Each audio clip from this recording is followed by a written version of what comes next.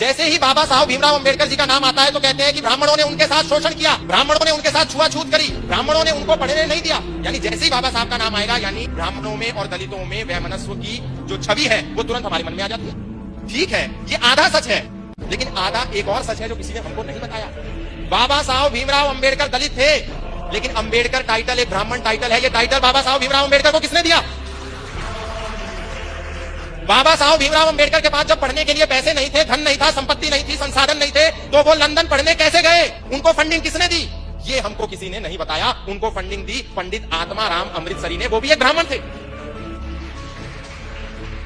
उनको फंडिंग दी सयाजीराव गायकवाड़ ने, वो एक क्षत्रिय थे। उनको फंडिंग दी छत्रपति शाहू जी महाराज ने, जब उन्होंने वहां से लौटने के बाद सोचा कि मैं अपना एक अखबार निकालता हूं, तो उसका नाम था मूक नायक। लेकिन अखबार को निकालने के लिए पैसा नहीं था। किसने पैसा दिया? छत्रपति शाहू जी महाराज ने दिया। अखबार को निकालने के लिए अनुभव नहीं था। उसका पहला संपादक कौन बना? पंडित आत्माराम अमृतसरी बने, ब्राह्मण थे।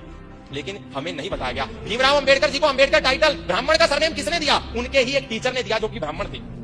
ब्राह्मण को गाली देना बहुत आसान है, लेकिन समाज को जब तक हम यदि सत्य नहीं बताएंगे तो फिर ये समाज ब्राह्मणों को गाली देता रहेगा और इनका मुंह कोई बंद नहीं करेगा। हम सारा हिंदू समाज बाबा साहब भीमराव अंबेडकर का जितना सम्मान करता है उतना कोई नहीं करता, लेकिन समाज को सत्य बताने की भी आवश्यकता है।